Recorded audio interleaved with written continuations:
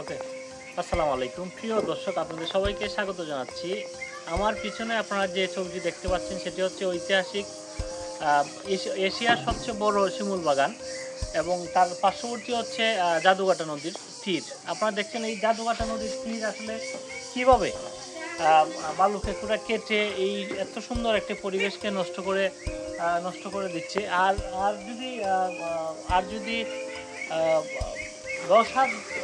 10 হাত পার যদি কাটা হয় তাহলে কিন্তু এই যে শিমুল বাগান আছে এই শিমুল বাগান কিন্তু ভাঙা শুরু করবে এবং এই এত সুন্দর একটি পরিবেশ ভেঙে এই জাদুঘাটা নদীতে বিলীন হয়ে যাবে।